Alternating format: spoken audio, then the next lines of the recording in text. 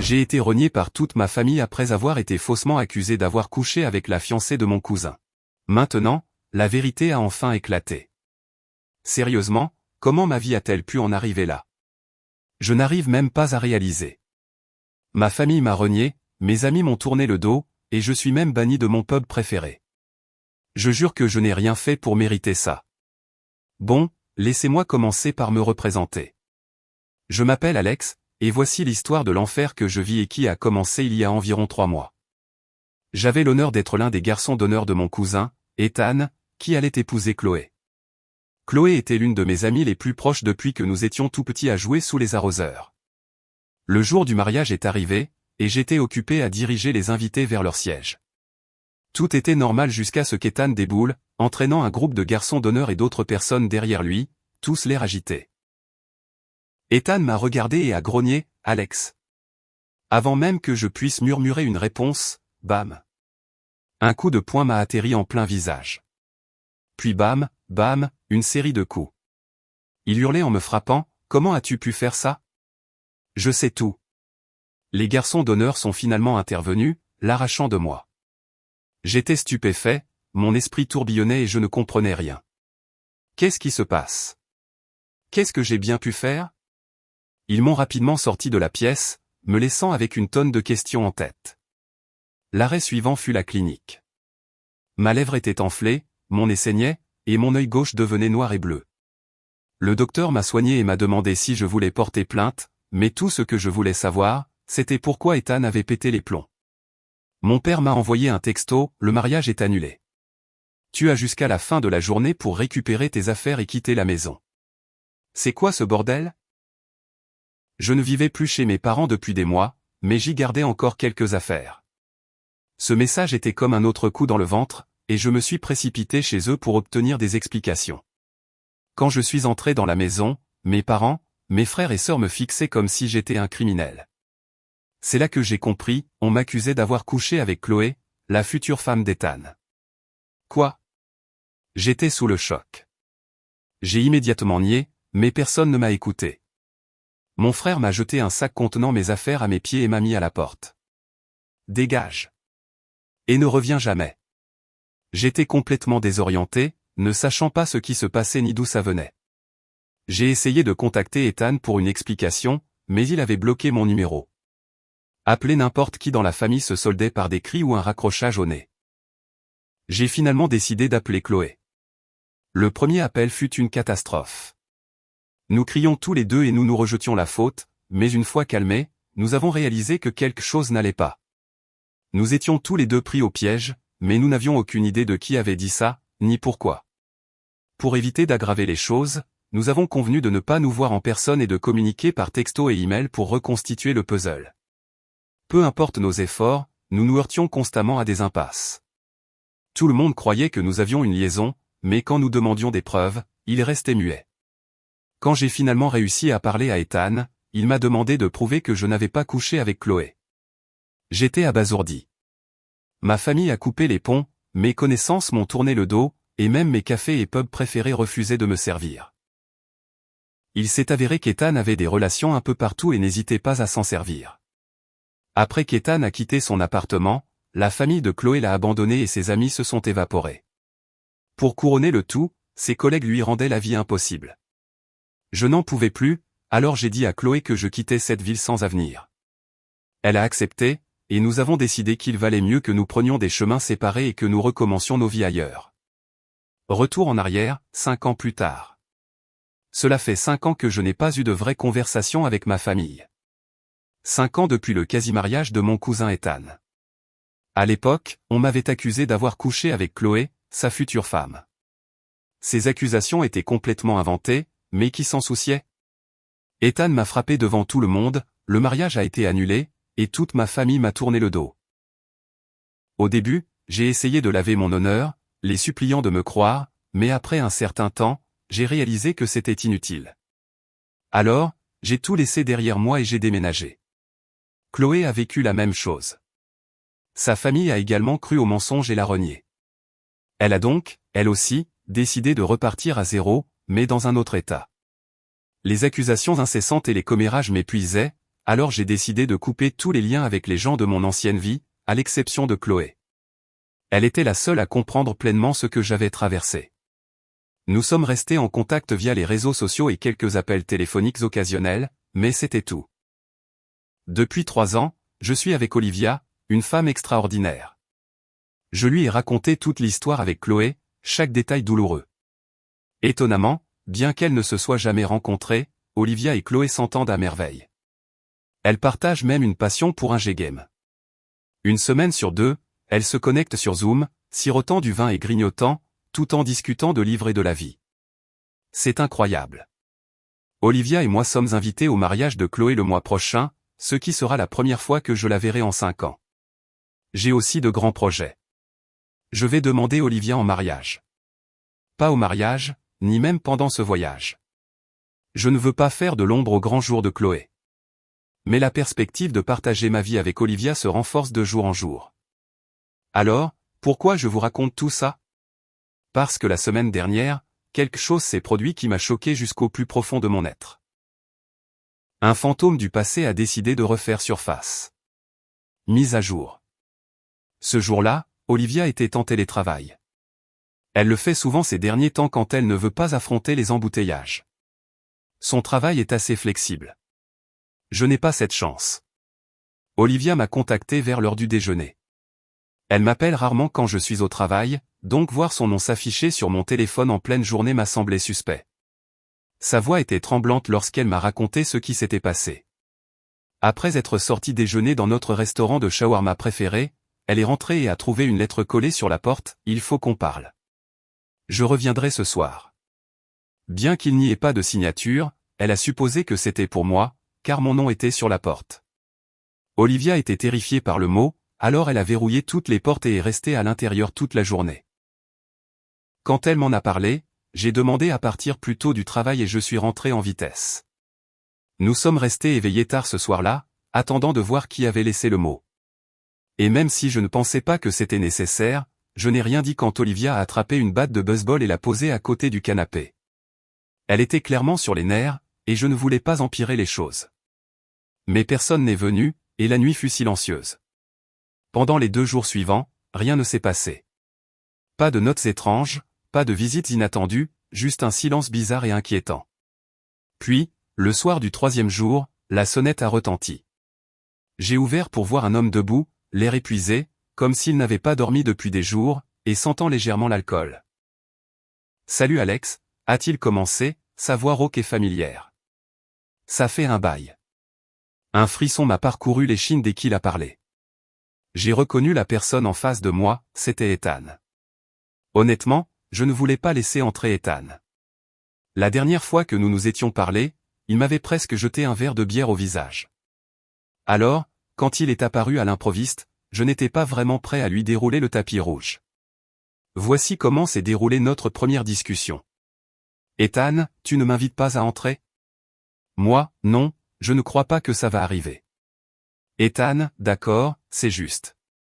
Je suis venu m'excuser. Je connais la vérité maintenant. Moi, j'accepte tes excuses. Au revoir. J'allais claquer la porte, mais il n'allait pas abandonner si facilement. Ethan, attends. Tu ne vas pas me laisser t'expliquer ? Moi, pas vraiment. Une explication aurait été utile à l'époque, avant que tous ceux que j'aimais ne me tournent le dos. Mais à quoi bon maintenant ? Ethan, d'accord, tu marques un point. Mais j'aimerais quand même m'excuser auprès de Chloé. Peux-tu me donner ses coordonnées ? Ma réponse, je pourrais, mais je ne le ferai pas. Ethan, allez, Alex. Je veux juste m'excuser auprès d'elle. Moi, je lui dirai que tu essaies de la contacter. Si elle veut te parler, elle te contactera directement. Mais tu devrais rester loin d'elle. C'est tout ce que j'avais à dire, alors j'ai claqué la porte et je suis parti. À travers la porte, je l'ai entendu crier « Débloque ta mère ». Elle veut te parler. Je n'ai pas répondu. Je suis allé directement au salon où Olivia attendait. Je lui ai raconté tout ce qui venait de se passer, et nous avons convenu que la première étape était d'appeler Chloé. Si quelqu'un devait savoir pour la réapparition d'Ethan, c'était bien elle. Quand j'ai appelé, Chloé a été stupéfaite, et elle a clairement indiqué qu'elle ne voulait pas qu'Ethan ait ses coordonnées, ce que je lui ai assuré que je ne lui donnerais jamais. Il m'a fallu quelques jours pour décider quoi faire à propos de ma mère. Finalement, j'ai débloqué son numéro et lui ai envoyé un simple message, « J'ai entendu dire que tu voulais me parler. » Quelques minutes plus tard, mon téléphone a vibré, un appel entrant. Je l'ai laissé sonner et j'ai répondu par texto seulement. Pas d'appel. Elle a répondu rapidement. « Maman, nous savons que tu as parlé à Ethan. Nous voulons que tu rentres à la maison. » Moi, je suis à la maison. Maman, tu sais ce que je veux dire. Nous voudrions nous excuser et t'accueillir à nouveau dans la famille. Moi, j'accepte vos excuses. Je reste ici. Maman, nous voulons juste arranger les choses. Moi, j'y réfléchirai. Au revoir. Je sais que ça a probablement l'air dur, mais quand les gens que vous aimez vous jettent comme un déchet, ça vous change. Pour l'instant, je ne suis pas prêt à laisser mon ancienne vie interférer avec la vie que je me suis construite ici. Olivia, Chloé, son fiancé et moi sommes tous sur la même longueur d'onde à ce sujet. Pour le moment, rien n'a changé. Nous avons convenu de laisser le passé fermement dans le passé. Nous en reparlerons après le mariage de Chloé, mais pour l'instant, rester à l'écart semble l'option la plus sûre. Ambiance de mariage, la vérité éclate. Le mariage de Chloé était incroyable. Une journée pleine de joie et d'amour qu'elle méritait absolument après tout ce qu'elle a traversé. Après de longues conversations, j'ai décidé de retourner dans ma ville natale pour rencontrer ma famille. Ce n'était pas une décision facile, mais je sentais que je devais tourner la page sur ce chapitre, d'une manière ou d'une autre. J'ai demandé à ce que les parents de Chloé et Ethan soient présents. J'ai aussi remarqué une demoiselle d'honneur familière, assise seule, l'air mal à l'aise et renfermée. Je n'arrivais pas à comprendre pourquoi elle me semblait importante, jusqu'à plus tard, lors de la réunion. Quand je suis arrivé à la réunion, ma mère a immédiatement essayé de me serrer dans ses bras, mais je l'ai gentiment arrêtée et j'ai gardé une distance de sécurité. Avant que quiconque puisse dire quoi que ce soit, j'ai sorti mon téléphone, activé le haut-parleur et l'ai glissé dans la poche de ma chemise. Chloé est en ligne, ai-je déclaré. Elle écoute tout, mais son micro est coupé. Si elle souhaite parler, elle le réactivera. Si elle décide qu'elle en a fini avec cette conversation, elle raccrochera. C'est entièrement sa décision. Le père de Chloé a froncé les sourcils. Pourquoi n'est-elle pas là en personne? Je l'ai regardé droit dans les yeux et j'ai dit. Parce qu'elle m'a dit la semaine dernière qu'elle ne se sentait pas en sécurité après ce qui s'est passé il y a 5 ans. Pourriez-vous lui en vouloir?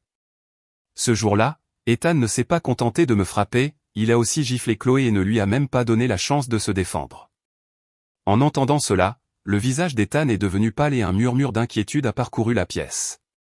Finalement, ils ont commencé à décrire ce qui s'était passé. 2 ans après le scandale, Ethan a épousé Megan, la demoiselle d'honneur que j'avais remarquée au mariage. Leur mariage a été difficile dès le début, avec des disputes constantes. Au cours de l'une de ces disputes, il y a environ 6 mois, Megan a gaffé et a admis qu'elle avait saboté la relation de Chloé avec Ethan, pour ensuite en entendre parler tout au long de leur mariage. Megan a avoué que c'était elle qui avait dit à Ethan que Chloé avait une liaison avec moi. Elle a prétendu l'avoir vue, mais n'a fourni aucune preuve. Elle a tout inventé pour les séparer. Quand Ethan a porté cette accusation à la famille, tout le monde l'a cru sans poser de questions. Ils ont supposé qu'il ne gâcherait pas son propre mariage sans une bonne raison, et ils ont simplement pris la parole de Megan pour parole d'évangile. Ils n'ont pas pris la peine de me parler, ni à Chloé. Ils ne nous ont pas donné la chance de nous expliquer ou de nous défendre. Maintenant que la vérité était révélée, ils voulaient s'excuser, arranger les choses et nous accueillir à nouveau dans leur vie. Je suis resté assis un moment, réfléchissant à ce que je venais d'entendre, avant de me tourner vers Megan. Laissez-moi voir si j'ai bien compris.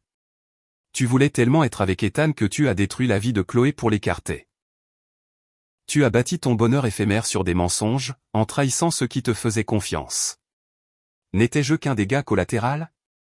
Qu'est-ce que ça fait de savoir que tout ce que tu as construit est basé sur la douleur de quelqu'un d'autre? Ensuite, j'ai regardé Ethan. On a grandi ensemble, mec. Chloé, toi et moi, on était comme une famille avant même de le devenir.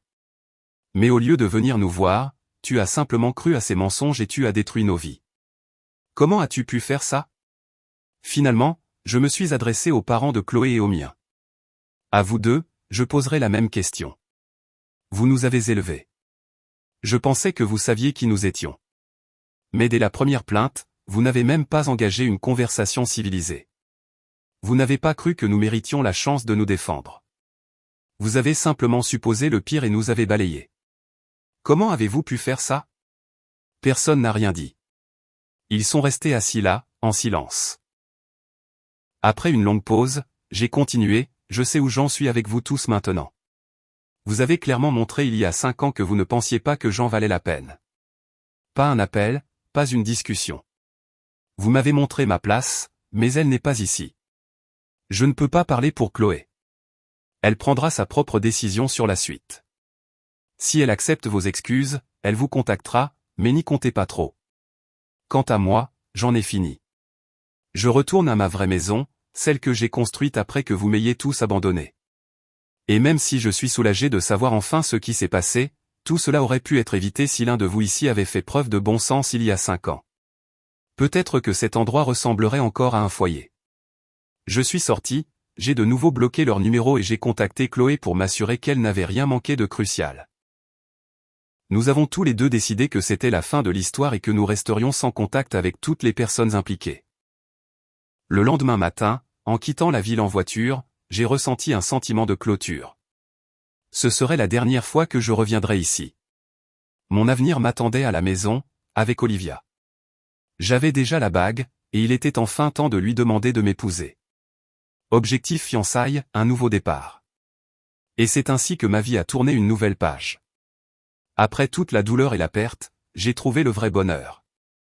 J'ai appris que la famille, ce n'est pas toujours une question de sang, mais les gens qui vous aiment et vous acceptent sans condition. J'ai appris que la vérité finit toujours par triompher, même si cela prend beaucoup de temps. Et j'ai appris que, peu importe ce que la vie vous réserve, vous pouvez toujours vous relever et construire une vie meilleure. Merci d'avoir suivi cette histoire. Si vous n'êtes pas encore abonné, n'hésitez pas à le faire et à cliquer sur la cloche de notification pour rester informé d'autres histoires de vie choquantes qui se passent dans le monde.